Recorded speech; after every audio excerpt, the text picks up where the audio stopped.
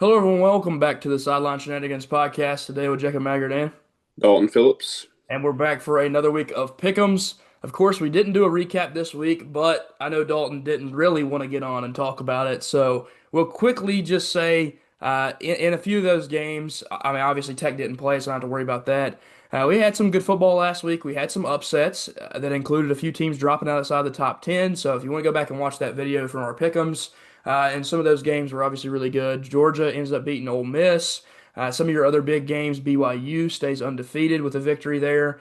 And then, of course, Arizona State gets a huge win over Texas Tech. And Texas Tech, they were without their starting quarterback in Baron Morton. So you think that they can bounce back with him available. But that is a huge win for Arizona State and gives them a chance in conference play.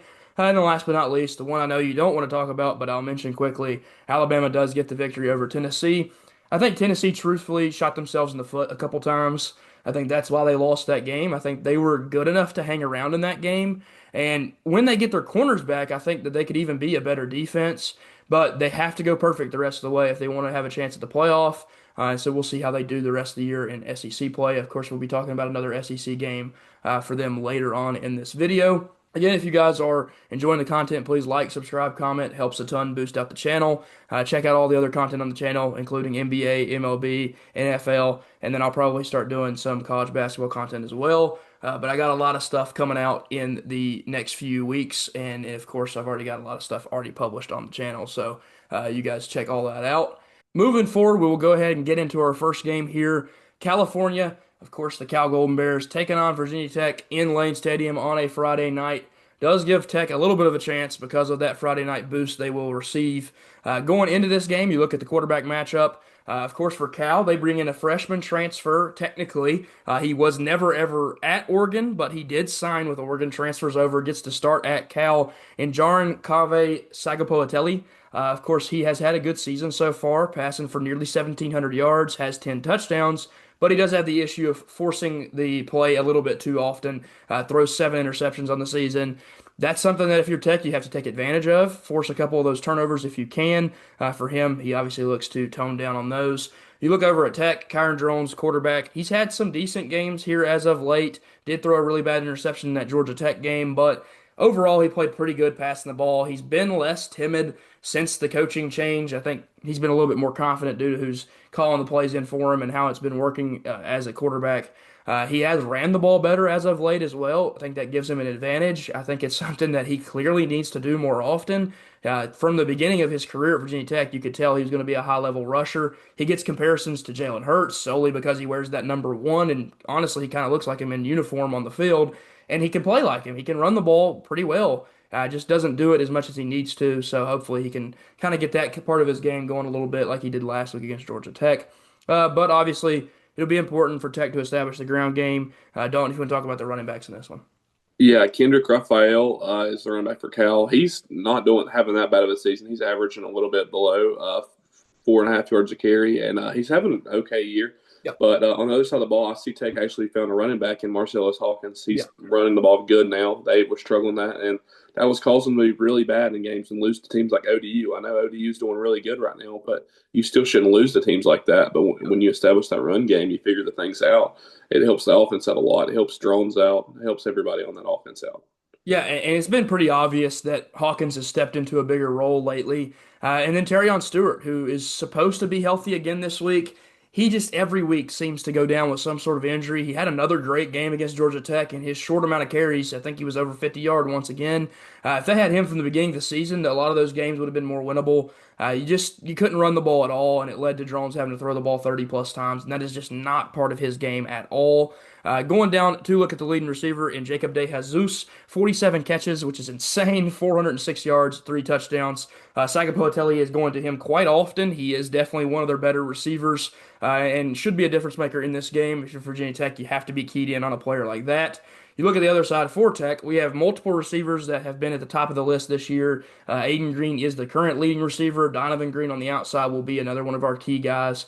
And then Cam Seldon, if healthy, is one of the better receivers on the roster, in my opinion, due to just his speed and his ability in the slot position. But he hasn't been healthy the last couple weeks, and so you want to see him return to give you a chance in the passing game. We'll dive down into the defense here. And you look at the defensive statistics, they have a leading tackler with nearly 70 tackles. For Virginia Tech, it's a different story. We've had so many linebackers step in and play this year. Now Caleb Spencer has become a starter, and you're looking at the return of Caleb Woodson. He's been a difference maker. And then we've had freshmen step in and play big roles on this offense or on this defense. So we need those guys to continue to play well. We need the defensive line to get after Sagapolatelli and not let him go running crazy because he definitely has the ability to do that too. He is an athletic quarterback.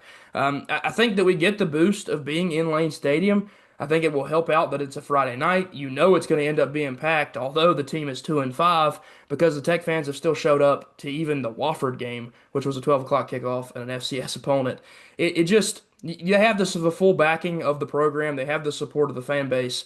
You just have to do better on the field and hoping that that regime change is coming soon when it comes to hiring a coach, hiring a GM, hiring the rest of the staff, recruiting staff, and all that. There's a lot of things that can change. We'll say an interesting development in Virginia Tech. They just had a tight end commit to the college, and he's committing to nobody because there's not a head coach in line for next season. That makes you think that they may have some conversations with other coaches. He had offers from UNLV. He had offers from a few other schools. He had an offer from Southern Miss. And two of the coaches we've been linked to are, of course, Dan Mullen at UNLV, Charles Huff at Southern Miss, who won the conference last year at Marshall, and of course, has the role of coaching with Nick Saban. And if you've coached with Nick Saban, there's a high percentage chance you could be a decent head coach. So those are some names to watch out for now. You got to think this kid's committing to something. He's not from Virginia. He's from Florida, I believe. You don't just commit to Virginia Tech without something. So I would say that those rumors are kind of brewing a little bit with the coaching search. And then James Franklin, he loves his tight ends. How many tight ends has he had and sent to the league? So maybe a tight end's committing to somebody like that. You got to think those names are now at the top of your list when you look at a player committing just out of the blue that has offers from those schools. And of course, tight ends connection to James Franklin. So I would watch those names. But more importantly, we will look at this game that we are picking. Dalton, it's taking place in Lane Stadium. Like I said before, Virginia Tech is the 4.5 point favorite, which is very rare this season. What would be your pick here? Yeah, I went with Tech last week, and I figured that was a even crazier game. So I Yeah. might as well stick with them this week. I feel like this Cal team is way better than most Cal teams that have been recently. Cal's kind of been struggling recently, but Yeah. 5-2, that's pretty good. But they haven't played very many people, and I feel like Tech, that home atmosphere, will probably win this game for them. But if not, I feel like it'll be a blowout on the other hand. Yeah, it's the kind of game that we'll either hang around in and get that victory, which we saw against NC State, or not perform well like we did early in the season. We've actually played worse at home, surprisingly, but I do think that Friday night atmosphere should hopefully help out the team. I do feel confident that they have a chance in this game. I didn't feel like we had a chance against Georgia Tech, to be honest. But going into this one, I am going to go with you and take Tech here. This is a little bit more confident Tech pick. I was at the beginning of the season. Cal wasn't very good. I said it multiple times. They've played good, but they've also got wins over a lot of bad teams. So the 5-2 record is a little bit of a lie. When you look at Tech, they've obviously lost terrible games, but they beat NC State, who is far better than California. I think that Tech has a chance in this game. I think that we'll go out here and get a victory. It's all going to lay on the running backs and the defense being able to force those turnovers that Sagapolatelli likes to throw. And if you're Kyron Drones, please establish the ground game and get that win for us. I'll take Virginia Tech to get a huge win at home here, moving to 3-5 and 2-2 in the ACC.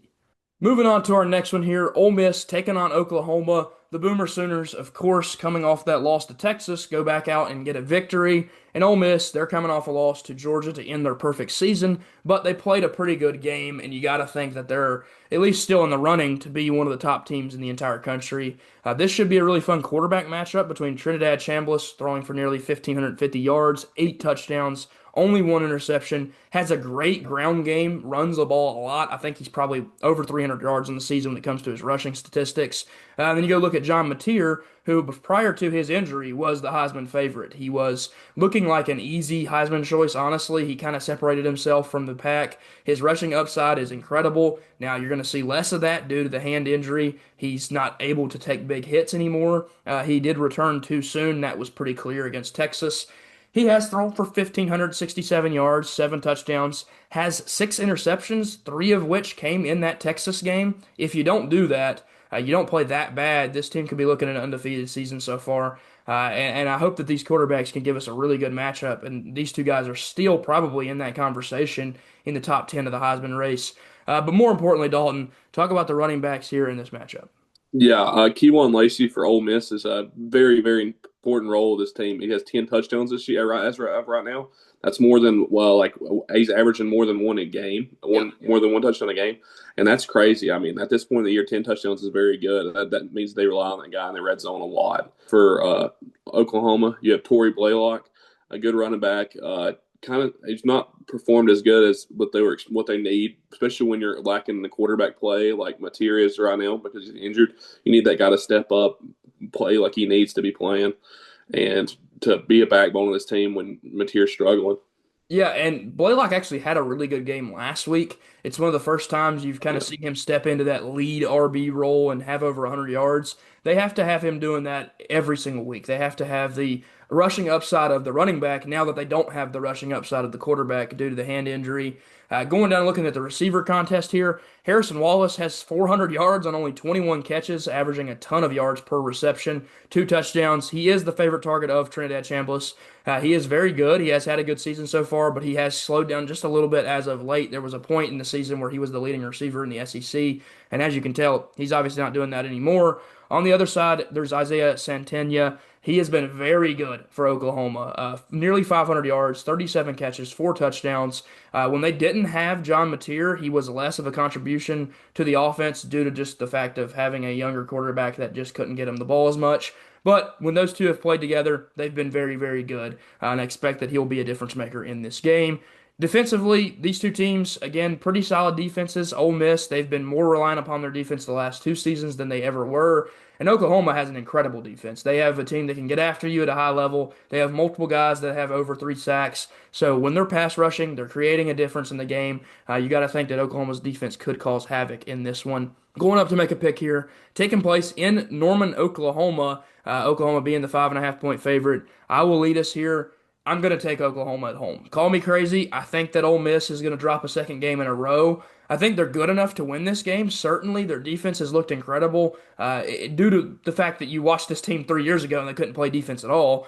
But I just don't think Trinidad Chambliss is an incredible quarterback. I mean, he had some lapses in judgment last week. The week before that, Kiffin was getting all over him saying you can't play D2 football again.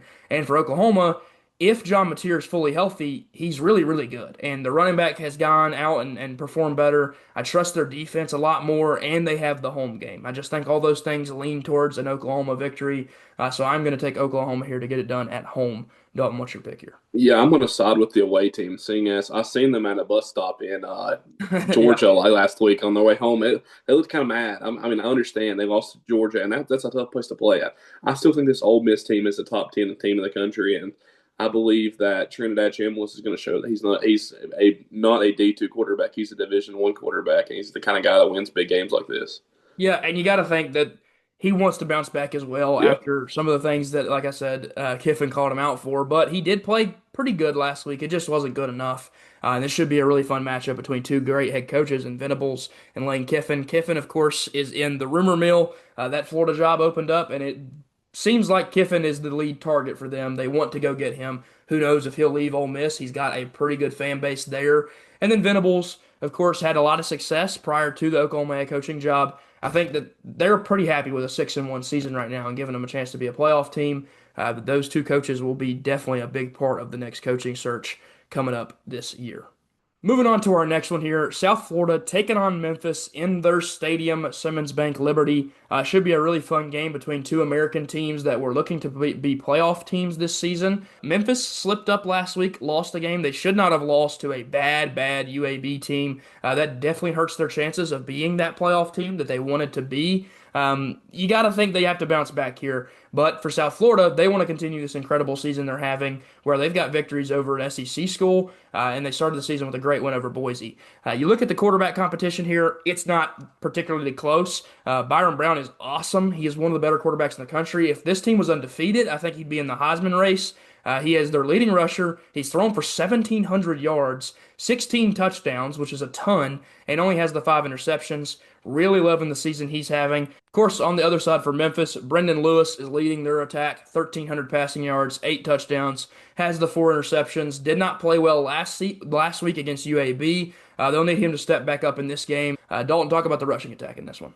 Yeah, Sutton Smith is the running back for Memphis. Great running back, and this is the kind of guy that wins you football games, especially when you struggle like last week. You got to come back and run the ball, be strong, and then help your quarterback out a little bit. He's got 4 interceptions. That's not a lot, but you can still help him out there in that aspect.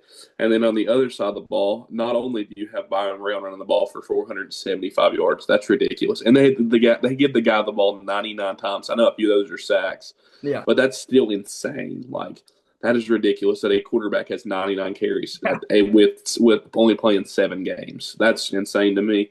And that is Sam Franklin and Alvin Isaac.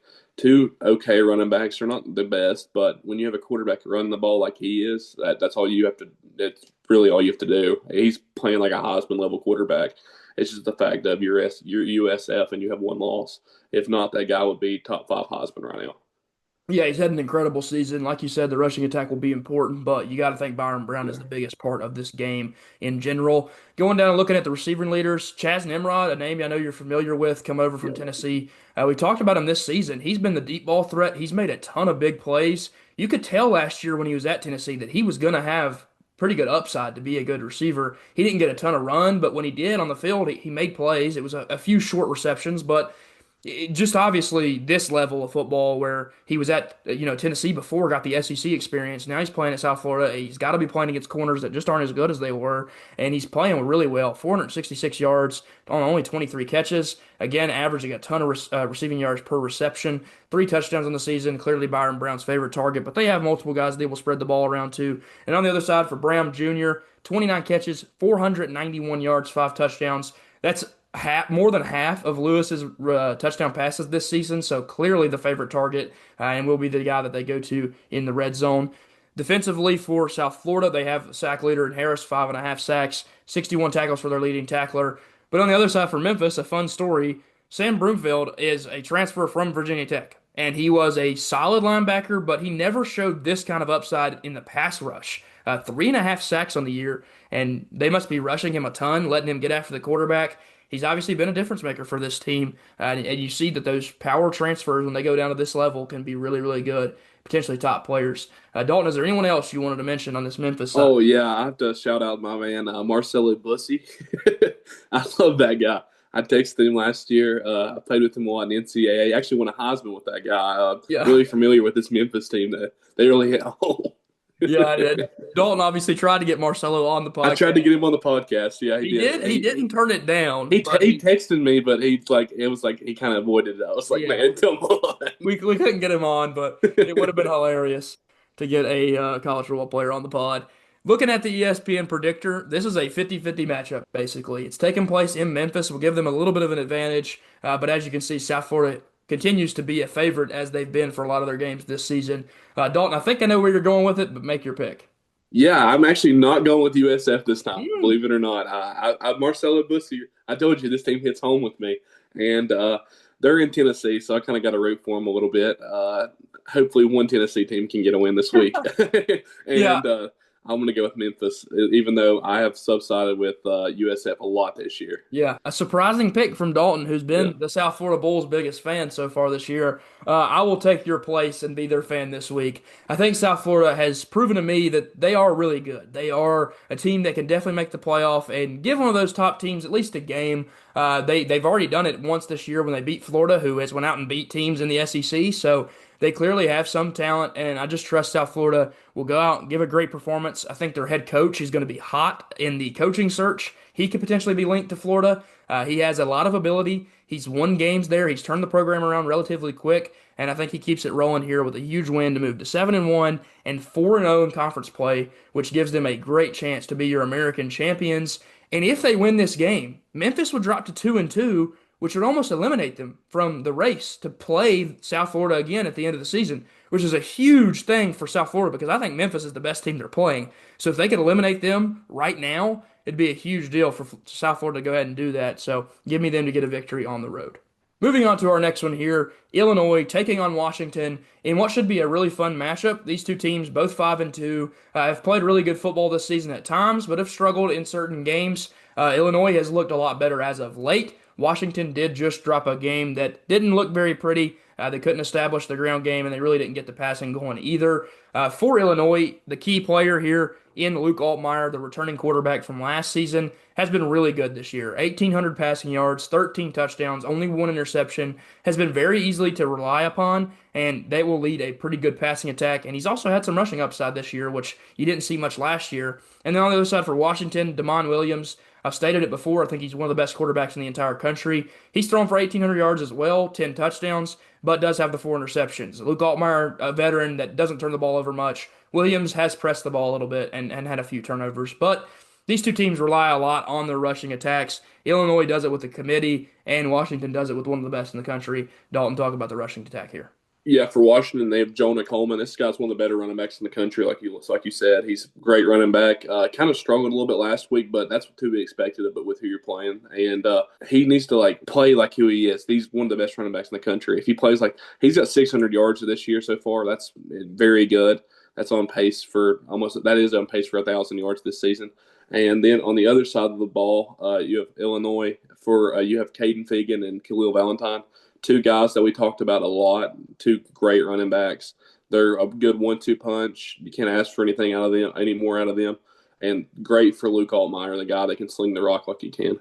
Obviously, it'll be very important both those teams establish the ground game. The Fegan-Valentine combination, we've talked about a ton. We had him on the podcast 3 or 4 times last year covering them, and now we're having him again on the podcast a ton because Illinois is a relevant team that's in the scene in the Big Ten. And then, of course, for Jonah Coleman, like you said, he has to get it going. They need that lead rusher to get established in this game. Looking at the receivers, Hank Beatty, 617 yards on the season, has been incredible. He is the lead target for Altmaier. And then Denzel Boston, a guy that is expected to be a high draft pick in next year's draft class, and what is a loaded receiver class, has 500 yards, 34 receptions, 6 touchdowns. But again, the player that matters the most for them is Jonah Coleman. They got to establish the ground game. He's scored 12 touchdowns on the season, which means he's nearly on pace for 24. He's on pace for over 20, and like you said, 1,000-yard season. And then Denzel Boston, superstar player at the outside of the receiver position. It should be very fun to watch these two teams take on each other because of their awesome offensive ability, and some lack of defense should lead to a high-scoring game. We'll go up and make this pick taking place in Husky Stadium. Really good home environment, and I think Washington has a strong team that can compete in this game. But we were on the bus with Illinois at the beginning of the season, so I'm going to stick on it. Give me Illinois to go into Washington, get an upset victory, and put their name back in the hat in the Big Ten. Not necessarily for a Big Ten championship appearance, but if they could run the table, they could find their way in the back end of that playoff. And I do think Illinois will get a huge victory here. Dalton, what's your pick? Yeah, I'm gonna not agree with you on this one. I'm gonna go with Washington. I feel like Washington has a very underrated home atmosphere. They have a very good home atmosphere because it's in the middle of nowhere. Honestly, nobody knows where Washington's at. Only Washington I think is Washington D.C. And I think that this Washington football team is very good behind Jonah Coleman. Jonah Coleman will come out here and run for 130 yards this game and 3 touchdowns. Yeah, and it is up at the top left corner of the U.S., like you said. Not the most visited place for us being on the East Coast. But I will say their stadium is in Seattle, Washington. Does happen to be a big city. So maybe not the middle of nowhere, but should be a really fun game to watch. And again, Washington does have a good home field advantage. I think it will be a close one, but I like Illinois. Moving on to our next one here, BYU taking on Iowa State. Iowa State looking to bounce back after some early season losses and try to keep their name in the hat for the Big 12. And then BYU looks to continue to lead the Big 12, sitting at 7-0, 4-0 in Big 12 play, and a top 11 team in the entire country. They are sitting in a playoff spot right now, so they would like to continue that success on the field. You look at the quarterback in Bear Bachmeier. He doesn't throw like a crazy amount of yards. I mean, 1,300 is a decent amount in 7 games, 9 touchdowns. Does have the 3 interceptions, but he played much better last week. But his whole entire attack is that ground game. He had over 20 carries, like I said in the game 2 weeks ago. Last week, he established the ground game as well, and BYU got a huge win in the Holy War. It'll be very, very important that Bear Bachmeier establishes both his passing game and his ground attack. And then on the other side for Iowa State, Rocco Becht was supposed to be one of the best quarterbacks in the country. He's looked pretty good, but he's also had lapses at times. 9 touchdowns, 1,600 yards, only the 3 interceptions. Playing, like I said, pretty well. And he also brings his own rushing upside, although it's not the same level that Bachmeier does. Dalton, give me the running backs in this matchup, as they'll be very important. Yes, I want to talk about my first one of my favorite one-two punches in football, Carson Hansen and Abu Sama. Last year, Carson Hansen seemed to be the true one, but this year Abu Sama is starting to be him. He's got almost 500 yards on the season. These two are great together. And then on the other side of the ball, I want to talk about somebody that has very much impressed me this year. He got injured last year, but he showed his upside last year in the games he got to play. L.J. Martin, this guy's an absolute stud. Yeah. Guy has 774 yards. That's up there for college football. I'm sure there's a few people might be above him, but he's up there. And that guy's very much of a backbone of this team with Bear Bachmeier. Yeah, he's having an incredible season. I mean, Yeah, again, 774 yards on 127 carries, yeah, 4 touchdowns. He is one of the leading rushers in the entire country, has been one of the best players, and is what makes this BYU team so strong because they have that high rushing upside with Bachmeier and Martin. And then, like you said, Iowa State, they're going to lean on those running backs in Sama and Hansen. We talked about them last year, and they're back and returning this year, making a difference. Going down, looking at the receiving attack, we'll start on the other side with Els Kilston, who is the lead receiver for Iowa State, who had an incredible game one with over 100 yards, and as you can tell, since then just hasn't been as good. But that offense as a whole just hasn't been as good at the beginning of the season as they were. And then looking at the other side, Chase Roberts returns as a lead receiver for BYU. He is Bachmeier's favorite target. It's a smart guy to go out and target. He was here last year. He had a lot of success with this team last year. I believe that he'll have the same success this game, and he has had the success this season. Defensively, both teams want to lock in, play good Big 12 defense. And obviously, I trust BYU's just a little bit more than I do Iowa State's, as they have been very good this season. Going up to make a pick in this one, taking place in Ames, Iowa. A great game that should be a good matchup between Big 12 opponents. And Iowa State actually is the favorite here, Dalton, because of the season that they've had so far and the preseason that they're expected to have. But who are you siding with in this one? yeah. For this game, I believe in the BYU Cougars here. I believe they will win this game steadily. This team is on fire right now. Mhm. They're living it up down there in BYU. They're having a great time. That being 7-0, they had a great time last year, and then they kind of just choked it away. Let's hope this doesn't happen again this year. Yeah, and you're right. Last season they were undefeated and looked like a playoff team, and then at the end of the season they slipped out of the contention for the playoffs as a whole and lost some games. So I'm going to agree with you here. I think BYU goes on the road and gets a huge victory, continues their undefeated season. I love the rushing attack that they have, and Bear Bachmeier, even as a freshman, is leading a really strong offense. Give me BYU to get a huge victory, move to 8-0, 5-0 in the Big 12, and should be the favorite to make the playoffs out of this conference. Moving on to our next one here, Missouri taking on Vanderbilt in what is an actually very important game in the SEC. If you would have said that a few years ago, people would have said you were joking. But Vanderbilt has turned into one of the better teams in the conference, and Missouri has had really a lot of success this season. A lot of that is due to these two quarterbacks. Bo Prabula, of course, transfers in from Penn State. I'd say they wish they had him right now. 1,600 passing yards, does run the ball pretty well, but doesn't have to too much. We'll talk about why in just a second. And on the other side for Vanderbilt, Diego Pavia is the leading rusher on this team. Gets the ball a lot, is a huge, big, dynamic playmaker. I mean, the guy makes plays left and right when it matters most. He has the ball in his hands, and he always seems to convert or at least play at a high level. Since the Bama game, he's played perfect football. Had a great decision that he made last week where he slid down at the end of the game to run the clock out. Some players would run that in the end zone and score that touchdown and give LSU a chance. He did not. He has thrown for 1,560 yards too. That's what's improved his game so much. Is his passing ability has drastically improved from last season. 15 passing touchdowns, only the 4 interceptions. Of course, the bad interceptions came against Alabama. Otherwise, he's played really well. And this is going to be a really fun quarterback matchup with two guys that are pretty athletic and have had good passing seasons so far. But most importantly, talk about the running backs in this matchup. Yeah, I'm going to start off with Vandy because the other guy on the other ball, I want to talk about it for a little bit more. Cedric Alexander is there to behind Diego Pavia for running back. Diego Pavia takes most of the carries, but Cedric Alexander's there when he doesn't. And then for Mizzou, probably the best running back in the country. Not probably, he is right Yeah. now. Yeah. Maud Hardy is crazy. Good, this guy's great with the ball. He didn't play his best against Alabama, but nobody has this year. I mean, they kind of they stopped him, but it's just like I don't know if anybody else can stop this guy. The Vanderbilt, I don't know. It's just nuts. He's crazy good. I'm very pleased with how he's played. He's crazy. Yeah, I mean, he was one of the better transfer running backs Yeah. in our country, and like you said, he might be the best running back in the country in general. So, so far this season, of course, there's some other guys that have that talent level, but he's putting it on the field and performing at that level. So, really impressive from them. It's going to be very important that they get going on the ground because Vanderbilt will control the game and run the clock. So, if you can do the same thing, if you have a lead, it'd be very, very nice. Looking at the receiving leaders for these two teams, Kevin Coleman is the lead receiver for Missouri. He has been very good this season when healthy. He has had some health issues, did miss a lot of that Alabama game, which you'd think if he was available, they'd had a real chance to win that one. They only lost by 3 points. On the other side for Vanderbilt, we talked about it once. They were in that Alabama game and could have won it too. Pavia had some interceptions that he would like to take back, but his lead receiver is Eli Stowers, the best tight end in the country before the season started. I think there's some guys that have stepped up and kind of taken that from him this year, but he's still very, very good. He made a huge play last week, had a nice play, made a big catch. But you expect that out of him. I mean, he's 355 yards, and he is the lead target for Diego Pavia. You go down and look at the sack leaders for these two teams. Going to be very important. Both these teams get after the quarterback pretty well.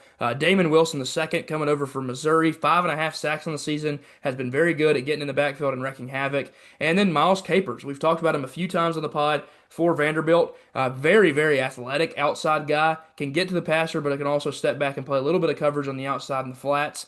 He will be a very important piece. So watch out for those two names when you're watching the defensive side of the ball for these two teams, and expect that they can wreak havoc on this game if they get in the backfield.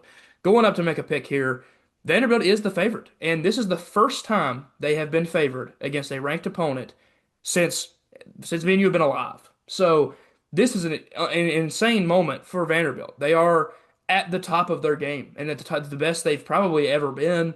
They are getting college game day, which never would have happened in the last, again, 20 years. James Franklin was there for a little bit, had some success, but other than that, they have one other 9-win season in their entire history. So he had two of the three that they've ever had, and when he left, they went back to being bad. So this team is finally back, finally at the level where they can compete and be a legit contender in the SEC, which people just would not have believed if you said this even 2 or 3 years ago. So, Dalton, I'll let you lead us in what should be a really fun matchup with your pick here. Yes, I'm going to go with Vanderbilt, the team in Tennessee, the little brother to the Tennessee Volunteers. They're not looking so brotherly like No. anymore. They're pretty good. Still not better than Tennessee, in my opinion. I'm going to go with Vanderbilt, but I do think if Ahmad Hardy comes out and runs the ball as good as he can, I believe Missouri can stick in this game and win this game. Yeah, I fully agree with you. I think everything you said there is true, except for the fact that they could come and take that mantle of the big brother this season. They are good enough to win a game like that this year, but we'll see what happens later in the year when we get to rivalry week. Should be really fun when that matchup happens. For Vanderbilt, I am agreeing with you though. They should get a victory here. They have a strong rushing attack themselves. They can rely on their ground game just as much as Missouri can rely on theirs. But I trust their defense a little bit more. I trust their coaching a little bit more. I'm glad they have a home game, although who knows how many Missouri fans will be there. They got outmatched against LSU, and that didn't matter. They got the victory anyways against the top opponent. So I really like this Vanderbilt team. I like the way they're ran, and I think Diego Pavia, he is on a crash course for the playoffs. He wants to be there. He wants to go in there, and he wants to upset somebody and create havoc. So give me Pavia to get a huge win. Give me Vanderbilt by a close margin. I do think I agree with you that Ahmad Hardy will get going, and both these teams like to run the ball, so this game should be a quick one when it comes to the clock running down. But I think Vanderbilt will get a huge victory and stay inside the top 10. Moving on to our next one here, a matchup between two pretty good teams, one of which is a top three team in the country, and the other who's just not having the season that they wanted to have, but they still have a ton of talent. Texas A&M leading quarterback and lead player on this roster is Marcel Reed. 1,770 passing yards, 15 touchdowns, and also brings a rushing upside. Only has the 4 interceptions, has played very good this season. He has been one of the best quarterbacks in the country, one of the best quarterbacks in the SEC for sure. On the other side, Garrett Nussmeier, a guy that was supposed to be the best quarterback in the country. A lot of people had him going number one in next year's NFL draft. He has not had the season he wanted to have. He's been pretty inaccurate at times. That's been a big thing that's let him down this season is his accuracy. But he's also made more mistakes than he did last year, throwing 5 interceptions. only having the 11 touchdowns, which is still good, but not on the same level as a Marcel Reed. Does have 1,600 passing yards and has still been really good, but he just isn't at the level that they thought he was going to be at. Hasn't developed enough to be that first overall pick, and that's kind of what has held back LSU at times. And also that running game just hasn't been as strong as it was, last year, even when they had Caden Durham going as a freshman. So it'll be interesting to see how these two teams play, but most importantly, how will they establish the ground game? Dalton, talk about the running backs here. Yeah, for Texas A&M, you have Reuben Owens and Le'Veon Moss, two good running backs. Reuben Owens has established himself as RB1. Yeah, Well, last year Le'Veon Moss was actually a running back RB1, and he was in the top of the SEC for yeah, rushing yards for the longest time. And I don't know what happened, either if it was an injury or something, or Reuben Owens is just that much better than him. mhm. And I believe that that's two really good running backs to back a really good running quarterback in, and Marcel Reed. And on the other side, another really good running back that's not having the year that he wanted to have, Caden Durham. I think there's injuries during the offseason, and I feel like that's caused him. But he's starting to wake up a little bit. He's getting there towards the middle Yeah. of the season, and there's some injuries hindering there too. But I feel like if he gets going, this LSU team is going to be hard to beat. Honestly. Yeah, and they have shown really strong defensive performances, but you're right, they've had some rough offensive performances. The rushing game hasn't been where they wanted it to be. Caden Durham had a decent game last week, but Harlem Berry actually got a lot of carries in that game, and he stepped in a big way, had over 50 rushing yards. So they're going to rely on maybe a multiple back system going forward. Durham has faced injuries even in the season. He missed a game, so they got to stay healthy if they want to compete. And you're right, the running game has to be better. When you look at the receiving attack, though, they have a great receiver in Aaron Anderson. He's been a good player this season. He's also faced injuries of his own, and if he's healthy, you'd expect he'd be one of the better receivers in the country. They thought this matchup or this combination of him and Nussmeier would be at tops of the country, and it just hasn't been as good of a connection as you'd hope. He still hasn't scored a touchdown yet this season, so we'll see if he can find the end zone. And then on the other side, Mario Craver is unbelievable. This kid is one of the best receivers in the entire country. He hasn't even turned 20 years old yet. He's going to get NFL looks for the future. 700 yards almost, 36 catches, 4 touchdowns. One of the leading receivers in all of college football. Has breakaway speed, and when he gets the ball in his hand, watch him fly. Real difference maker for this A&M team, and one of the best pieces, if not the best piece of the roster. Moving on to the defensive side of the ball, I'll quickly talk about LSU, who's had an unbelievable defense this year. The Weeks brothers have been very good. Harold Perkins has been pretty solid. He's not as good of a pass rusher, but he's still so good as an athlete and a playmaker. Mansour Delane, absolutely hate that he transferred from Virginia Tech. He's arguably been the best corner in the entire country. Pushed himself into the top 14 in the last mock draft they released, which is unbelievable. But on the other side, they have one of the best pass rushers, if not the best in the country, in Cassius Howell. He gets after the quarterback at a high level, averaging over a sack per game. Rex Havoc has a ton of TFLs. This guy will be the difference maker. If he gets in the backfield and gets after Nussmeier, who is not much of an athlete, he's going to bring him down a lot. So we'll see what happens. Can LSU block this guy? Can they keep him out of the backfield? If not, he's going to have a field day on Nussmeier. We'll go up and make a pick in this one. Luckily for LSU, they're getting this one in Death Valley. That is a big deal. It is one of the best college football environments, if not the best, and it should be a decent advantage. But I'm going to go on the other side. I'm going to take Texas A&M. I'm going to take the team that has had a really good passing quarterback who is also a rushing quarterback. I'm going to take the leading receiver for this team that has nearly 700 yards, and I'm going to take a leading sack getter in the entire country with 8 in Cassius. This is an unbelievable team. A&M has put themselves in a real conversation to be a top team in the entire country, and I think they will continue it here. I'm also a big fan of Mike Elko as a head coach. I think he's done a great job at A&M, turning them around, getting them back to where they're a constant competitor at the top of the conference. So give me A&M to move to 8-0 and stay undefeated in conference play. Dalton, your pick here. Yeah, I was thinking about this game, but I realized it's college football, and you know what wins a lot of times in college football? Game day atmospheres, and LSU has one of the best ones in the real Death Valley. Clemson's not the real Death Valley; it's down there in LSU, and I think that this LSU team is not played the best. They just lost to Vanderbilt, which no one was. Everybody was like, "Oh, this Vanderbilt team is not that good," but Yeah. that Vanderbilt team is very good. Yeah. Like I think that team is one of the better teams in the country. But this LSU team has some of the best talent in the country, and when you mix that with the home game day atmosphere like they're going to have down there in LSU, I believe it's hard to beat a team like that, especially at home. And this Texas, don't get me wrong, this Texas A&M team is is a top five team in the country. But this is the kind of game that a top five team in the country loses because it's college football. Yeah. Yeah, and I think the whole conversation was, could everybody in the entire SEC finish with two losses this year? It Yep. feels like it could definitely happen. If A&M is going to get one, this is one of those that's going to be really tough on the road. I just trust that Mike Elko is going to coach up a good game and have them ready to win. This should be a really fun one though, and everybody should tune in at 7:30, taking place in Death Valley. Moving on to our next one, the Houston Cougars come in here with a 6-1 record, 3-1 in the Big 12, and have an actual chance to compete for a Big 12 championship. And on the other side, Arizona State just got a huge victory over what looked like one of the best teams in the entire country.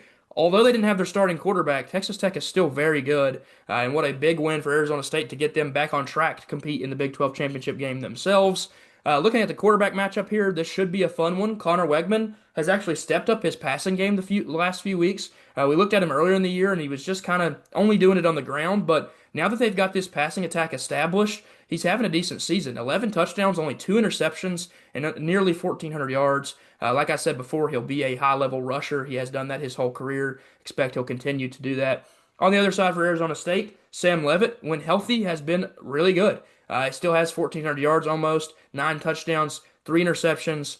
When they didn't have him, they didn't look like a very good team, but when they do have him, they are one of the best teams in the country. They proved that by beating Texas Tech, who was a top 10 team and undefeated at the point of that game. So I think Arizona State, they have to win out. They have to go undefeated the rest of the way and get into that conference championship game. And who knows, they'd have a chance to make the playoffs potentially. I think that this quarterback matchup will be very important, but so will these running backs. Dalton cover them. Yeah, for Houston, you have Dean Connors. This guy has been a good running back, but he has struggled against top 25 opponents this whole entire year. He's averaging only 2.5 yards per carry against top 25 opponents, and that's not very good, especially when you're playing against a good Arizona State team. For ASU, they have one of the best running backs in the country by like just speed wise. This guy's excellent at that. He's just crazy, like fast. And that's from Malik Brown. Makes plays in the backfield, catching them outside the backfield. Yeah. And then you also think of a guy like Konya Uda that transferred from Army. That's that knuckles guy that's going to get you the ball on 3rd and goal, and you've got 3 yards to get. That guy's going to get it because he played a team like Army, and that's what they do. Yeah. And you don't expect like that kind of backfield out of a Big 12 team because this team, usually the Big 12 is known for passing the ball a little bit more. Yeah. And they've established their running back room very, very well. Yeah, and it was very tough to replace Cam Skattebo. I Yes.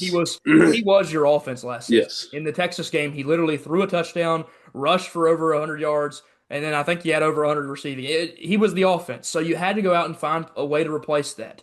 You kind of did. I mean, Malik Brown is the receiving and has a really good upside rushing. And then, like you said, Kanye Udo, you get down to the goal line, and he's going to run the ball 3 times and try to get in that end zone and punch it in. It is a very fun rushing attack. It's still not as good as Skattebo was, but it's a very high-level rushing attack, like you said, in the Big 12, not super common. For Connors, of course, he transfers over from Rice. It shows he belongs in these high-level games, but like you said, those rushing attack, it's got to be better. It's got to be that top-end rushing attack like he's done against other teams if they want to have a chance competing against Arizona State. Moving down, looking at the receivers, Amari Thomas as the lead guy for Houston is having a really good season, 510 yards, 4 touchdowns. Wegman has figured out how to get the ball out to him and just let him make plays, but it pales in comparison to the receiver on the other side. The number one receiver in this class in the NFL is Jordan Tyson. This kid is going to go inside the top 10. He is a freak of a receiver, and even with Jeff Sims playing quarterback, he had a good game. So this guy will be, like I said, a top 10 pick, an unbelievable player. He's averaging almost 100 yards a game, 8 touchdowns on the season, and when Levitt is playing quarterback, he knows, get the ball to Jordan Tyson and let him make plays. If he was available last year in the playoffs, this team could have beat Texas. That's how much of a part of this team he is and how important he will be moving forward in conference play. Going up to make a pick in this one, Arizona State is the 6.5-point favorite, which that spread has closed down from 8.5 as it opened. But in Tempe, Arizona, after a massive win against Texas Tech, I think Dillingham will have this team rolling. Give me Arizona State to cover that spread and have a phenomenal game here. Love the running backs. Think their receiver is the best in the country in this specific draft class. And their quarterback, when healthy, is also one of the best players. I think Arizona State runs away with this one.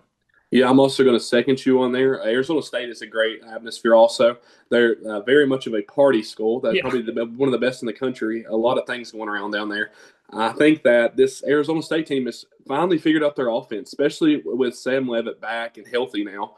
I know that without him, they cannot win football games No. because when you lose a Heisman level quarterback, you tend to show. And that guy is a Heisman level quarterback. I don't care what anybody says. He Yeah. is very, very good. He helps make this team also with a really good backfield and a very good receiving room. Their defense is, I feel like their defense is better than Houston also. Yeah. And I think that this team is very good. And I think this Arizona State team takes this, covers the spread also. Yeah, again, I think that they're very good and they get it at home, which is even better. It's Yeah. also a night game, so the crowd's going to be going crazy. Should be a great atmosphere, should be a good game. And like we both said, we'll take Arizona State to get a huge victory here. Moving on to our next one, what should be a really fun segment of the podcast. Me and Dalton covered this game last season when they took place. We're covering it again this year. It's North Dakota State versus South Dakota State, number one versus number two.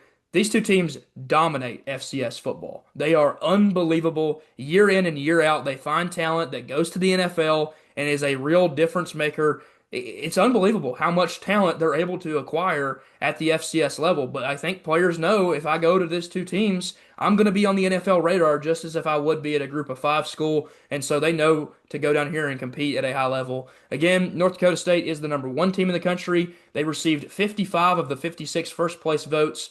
You can guess who got the other one, South Dakota State. It is taking place in South Dakota State, so it should be a fun atmosphere. And you know these two teams really don't like each other, too. One of the storied rivalries of the FCS. We'll go down and look at the quarterback matchup here. Two really good quarterbacks. Both of these teams had to replace their quarterbacks from last year, who were top end quarterbacks in the FCS. Cole Payton is the guy at North Dakota State, has a really good completion percentage, 11 touchdowns, 1,565 passing yards, and only one interception. He's having a very, very good season. It's a kid that he maybe looks to transfer up to the high level, or he may stick around. Some of these guys have been happy to stay at North Dakota State because they still have draft potential when they're playing there. You think of Trey Lance, who did it a few years ago. We'll move to the other side, of course, with South Dakota State and Chase Mason having a good year as well. Not as good of a completion percentage as Peyton on the other side, but still has 1,400 passing yards, also has 11 touchdowns, also only has one interception. These two teams are very, very high level. They are way better than the opponents they play throughout the year generally, so that's why you see such good stat lines from these quarterbacks. And I expect that this should be a really fun passing matchup between two good quarterbacks in conference. Of course, Dalton will move down to the rushing attack. Both these teams love to run the ball as well. Yes, in the FCS level, the running back rooms are usually very good. Like they Yeah, usually have one running back that is an absolute stud, and it's very, very true to both of these teams. Barika Pinu is the running back for North Dakota State. Great running back, has 11 touchdowns on the year. That's crazy with yeah, only 100 carries. That's insane.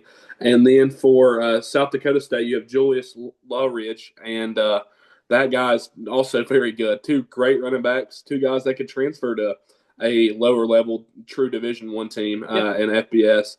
I think the one thing about these two teams are they both could play in a conference like the American Conference. yeah, for sure. Like they're good enough where they definitely could, and their running back room shows that very well too.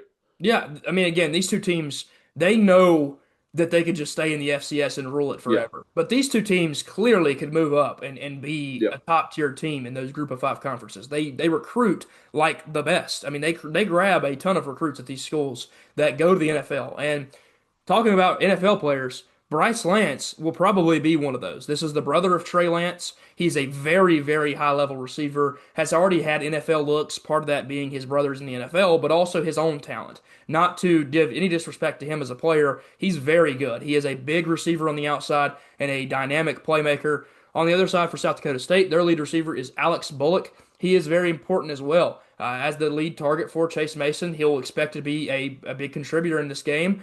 He's not as much of a big play receiver or a target on the outside, but he's still a huge playmaker. He has 518 yards. He does have two touchdowns, go along with 40 catches. But to talk about the running backs, like you said, with Pinu, he's had a great season so far, 11 touchdowns, but he has less rushing yards. On the other side, with Luffridge, again, 145 carries is insane in 7 games.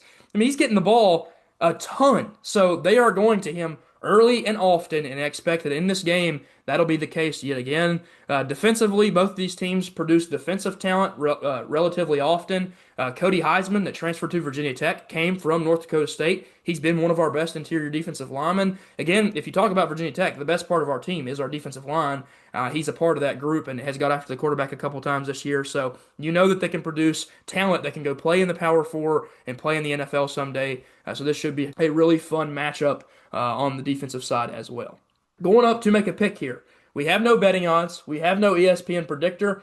This is just off the top of the noggin for me and Dalton. Obviously, taking place in South Dakota, a great rivalry. Dalton, which team are you taking? Yeah, I'm looking at the mascots there, and I think that a bison tramples a jackrabbit in a fight. So I'm going to go with North Dakota State here.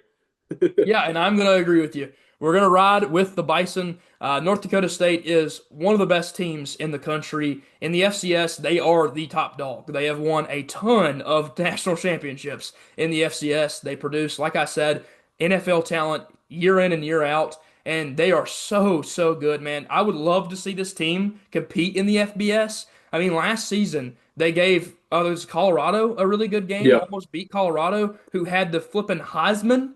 So they know how to compete against high level teams. They know how to win big games. I think North Dakota State is going to go on and win that FCS national championship. That's not a crazy prediction. They're probably the favorite, but it's just so fun to watch them play football. Give me North Dakota State to get a huge victory here over South Dakota State and their arch rival. Moving on to our last game here, Tennessee looking to bounce back here at Kroger Field against the Kentucky Wildcats. 0-4 in SEC play. They have not been very good this season. They are probably the bottom feeder in the conference. And I mean, there's rumors Tech would go out and hire Mark Stoops. If that happens, I'll just cut that flag apart back there. I can't possibly pull for Mark Stoops. The dude is terrible. I mean, he is horrible. He is a bottom five coach in college football. So, again, Tennessee should be in a very favorable matchup here to bounce back. Looking at the quarterback competition, Tennessee has Joey Aguilar, who probably had his worst game of the season last week. It just wasn't his game. He didn't have the day he wanted to have. He made a couple mistakes. He threw a really bad ball on a pick six. If he throws that to the outside shoulder, I don't know if that catch happens, but the pick six doesn't happen. And if it does, it's going to be one of those freaky plays that just some unbelievable athlete makes.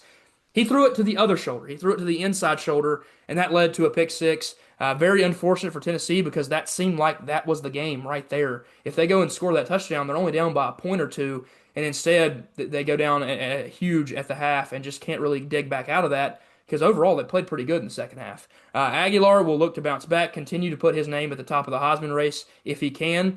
Has thrown for almost 2,000 yards, so he's obviously having a really good year. He has some rushing upside. He hasn't shown it the last couple weeks, but I assume this game is one he could definitely establish that ground game. Has 15 touchdowns, and of course, the 6 interceptions you would like to tone back on. On the other side for Kentucky, Cutter Boley is the lead quarterback.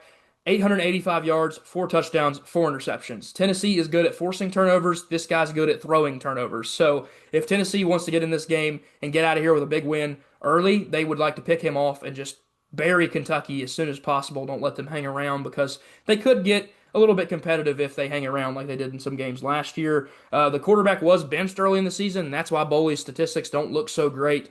But overall, I just don't think that Kentucky quarterback room is all that good anyways. Dalton, if they want to have any chance at all, they're going to have to lean on the running backs. Talk about the running backs in this one. Yeah, I'm going to start with Kentucky because I hate Kentucky. Yeah. Seth McGowan is their lead back. Actually, a really good running back Yeah, he's for having a good Kentucky. That's literally the only thing about their offense that's any good. And then we're going to go to the much better rushing team, and that's Tennessee. I'm going to go and talk about my Alabama talk a little bit. I think if we establish the run game like we did in the second half from the beginning of the game, I think that's I don't think we win the game, but I think it's a much closer game. And you realize that Deshaun Bishop really showed himself out. He had a great game. Yeah. I loved I'm pretty sure he rushed for over 100 yards in that game. And he had a very, very, very good game. Running backs, and for some reason, we started the game off with Peyton Lewis in the backfield, which I'm no shame on Peyton Lewis, but if I'm picking one of our running backs, he's probably the third option. Yeah, I mean, he's the goal line back. He's the goal line guy, Yeah. but we started him with him, and he got the ball right off the bat. I'm like, what are we doing? Like, I'm not a Division I football coach. No. I would love to coach football somewhere, Yeah. but I noticed I'm like, why would you run your power back on first and 10 on your first play of the game? You run your power back, and it just gets absolutely stuffed. And then after that, it felt like Josh Heupel just felt like he just wanted to throw the ball all the time, and he was just letting Joey Aguilar air it deep like the Oh yeah, entire game. they were letting it And go. I think that with air running backs, Deshaun Bishop, Peyton Lewis, and Star Thomas, there's three really good running backs there. They're all situational. Deshaun Bishop has established himself as the guy that can make plays anytime he's on the field. Yeah. And that's my number one guy right now. And the guy was a walk on, too, by the way. He's from Knoxville, Tennessee. He also had choice to go everywhere, offers to go everywhere else, but he picked Tennessee because he loves Tennessee like that, and that shows what kind of he means to this team, in my opinion. Yeah, and obviously that they need to establish the ground game even better Yeah, than they did in that one. They had a good ground game, but they just did it too late. When you're yeah, down by what you were down by, it makes you have to pass the ball a little bit to try to get back in it. Also, I think that their play calling on the goal line at the end of the half is just so questionable. I mean, the whole thing is they ran Spider 2Y banana or whatever that play yeah, is that John Gruden yeah, loves to talk about. And if they ran it correctly, that could have been a touchdown. Again, the ball was just not placed on the outside shoulder. But the play before that, I think, is what set them up to fail. If you're on first down and you have your timeout still, you pass the ball because you want to set up and see if you can score. If you don't score on first down, well, guess what? You can run the ball on second down, and then you have the timeout to call a timeout, and then run another play after that. I think that they ran that in the opposite order they should have, but also that play where they line up with four guys in the backfield and you can't run it because if you'd have done that on first down, they had a timeout. So Alabama would have known, oh, they can run the ball here. And then you run that play, you throw it out to your tight end, he might be wide open. Alabama knows on the sideline they are not running this football. This is a pass play. They have 9 seconds. If they run the ball, it's over. The quarter is over. And it's just such a big mistake, in my opinion. If you wanted to call that play, call it on first down. Trick them. Don't let them know you're running the ball. I mean, don't let them know you're passing the ball. It just such a mistake there at the half. Again, I think that they won't make those same mistakes this season. I hope for your sake. Looking again at the rushing attack, like you said, Star Thomas is an incredible receiving back, but Deshaun Bishop is the best player on this team. I think he's a real difference maker. He got an open field in that game, and he made some nasty yeah, cuts. He scored a huge touchdown, and that's kind of when it felt like Tennessee was back in it. But you're right. They just threw the ball a little bit too much. You got to rely on that ground game a little bit more. You look at the receivers. Chris Brazzell didn't have a catch until later in the game. So if you're Joey Aguilar, you got to try to force the ball to him. And I know you don't want to force the ball all the time. You don't want to throw like what Tennessee or Alabama did last year, throwing it to Ryan Williams a million times, and they finally figured it out that you just can't do that every play. But Tennessee didn't give him the ball enough. You got to let the playmaker make plays. And so for their future, they're going to have to get the ball out to him and just let him make some more plays, especially in those big games that they have coming up, of course, down the road.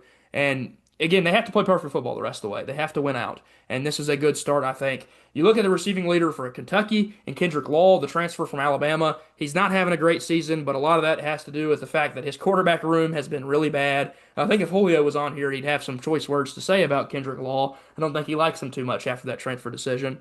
Defensively, Arian Carter is still a really good player. He made some big plays in that game for Tennessee, but it just wasn't enough. They didn't have their healthy corners.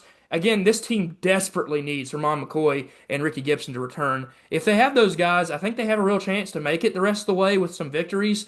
But if they don't have them, I just don't know. Their defense just gets diced up here and there, and they're so good at forcing turnovers, but they're not good at stopping the pass. The pass has really hurt them this season, especially against Georgia and Alabama. So I think they did a great job at containing the run game. I was not like during that game. I kept telling people I'm not concerned about Alabama's run game. It's just they can throw the ball every play and they're completing it for big yardage. So it's a concern if you're Tennessee. Hopefully, when you get those guys back, you'll be a lot better in the passing defense.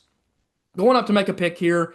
This is to me a fairly easy one. A 7.5 point spread almost feels unfair to Tennessee. It feels like they're saying this team is going to play like they did last week. I don't expect that at all. I think they come out the gate playing really well. I think that their offense is going to get rolling and they're going to score a ton of points. So I actually think you could give me the over and you can give me the spread win for Tennessee here. I think they will go and beat Kentucky very, very well. I just don't like Mark Stoops. I don't like their quarterback. I don't think their receiver room's all that good. All they have is a good running back, and if you get down by a bunch, guess what you can't do? Run the ball. So give me Tennessee here to get a huge victory over Kentucky and move on to 6-2 and try to run the table the rest of the year. Dalton, we already know where you're going, but give me your thoughts. yeah. I can't stand Kentucky. That's another team that's up there with Alabama. I can't stand them. I don't like them in basketball. I don't like them in football. I don't like them in baseball. Sad news at Tennessee with baseball, but we'll talk about that later on another day. Yeah. And yeah, I think that this tennis we need a huge bounce back game, and this is the team to do it against. I want you to drop 60 points on Kentucky because we can do it. We have the offense to do it. Yeah. And I would like, honestly, actually, I don't want 60 points. I want 40 points and 300 rushing yards established. I want us to run the ball down their throat because we're capable of doing it. I want every one of our running backs to have 100 yards rushing. Yeah, And there's a world where that can happen. yeah, and I think that this team is like we're much better than the team that played against Alabama. Alabama played a great game. Don't get me wrong. I think that Alabama is a very good football team. I honestly think that Alabama team will be competing for a national championship at the end of the year. And I hate to say that as a Tennessee fan, but that Alabama team really did surprise me how good they played. Because don't get me like we actually had some positions to get crazy good plays, and Alabama just a passing attack is just so good. Mm-hmm. Like we had them on the 4-yard line, I believe. You had them on the 1 at one point. Yeah, and the 1. There were some positions that we had places where we should have been able to absolutely just throttle them, and because they can't run the ball because Jam Miller was just they can't really run the ball at all, and they passed their way out of a position like that, and like that's the best, and that showed me how good this Alabama football team is. But I feel like this Tennessee team has we have so much more to grow. Like and realize that we can run the ball like an old Tennessee team, like be like who we used to be and run the ball constantly. Because if you can establish the run game, then that does open up Chris Brazzell down the sidelines for 80 yards. You get that big play touchdown like you did last year with Dante Thornton. You ran the ball with Dylan Sampson so much. Every once in a while over the top, you have Dante Thornton, and he's wide open, and he makes a huge play. We need to establish that more. Like that's what their winning recipe is, and you'd think we would stick with it, but some reason we don't. But I think that's if we establish that we're a very good football team and we are in contention of making the college football playoffs, we just have to win out. Yeah, again, you have to be perfect the rest of the way. That is the only path. If you lose another game, it is going to be it will put you out, and you do have tough games left. I mean, you got that Vanderbilt game at the end of the year that is looking like a real true test. I will say it is at home, though. That's what makes me happy. If it was at Vanderbilt, I'd be scared. But I feel like it's a lot better game. This should be a really good game for Tennessee. They hope to bounce back and blow out Kentucky. Again, thank you guys so much for joining us this week. We had another really fun episode of Pick'ems. Both of our teams are back in action. Of course, Tech and Tennessee looking to get wins after losses. Tech obviously had a bye week last week, but again, the 2 weeks ago experience, we were in the game a little bit in the second half, but just didn't play good in the first. And then for Tennessee, they didn't play too good in the first and played really good in the second. So they just can't put together full games. If they both could, I think there would be more wins on the roster or on the schedule for both of them. Of course, Tech has had more opportunities to win games against teams that aren't as good, and Tennessee has lost to two pretty good teams. We'll look forward to the future of these two teams as well. Me for the coaching search and what could happen if Tech can turn it around. You for the case of trying to go undefeated and make the college football playoff. The only two losses they have are good losses. I don't think that'll hurt them too much if they can go out and finish their season undefeated. Dalton, if you have anything you want to add, go ahead and do so. Would hope we beat Kentucky this week. If we don't, it'll be a really bad day in Knoxville. Yeah. And go Vols. Yeah, if they lose this one, they might be calling for Heupel's head, and that would be crazy because he's had so much success turning them around. Yeah. But you just can't lose to Georgia, Alabama, and Kentucky. The three teams that, other than, I mean, who else do you hate more? South Carolina, but we don't play South Carolina anymore. Yeah. That's, I mean, those three are probably. And Vanderbilt's there too, but like they just sucked the last few years. They have exactly. The rivalry hasn't been very fun. So those three teams are teams you hate and don't want to lose to, and they've lost. If they were to lose this one, it would be all three, and that would be really rough for them. Obviously, watch out for the mock draft that's coming sometime this week. It'll be me, Dalton, Julio, Colin, Hoppy potentially. Should be a really fun one. And we'll see you guys on Monday or Tuesday for a recap. Again, thank you guys so much. Like, comment, subscribe. We'll see you again. Peace. Peace.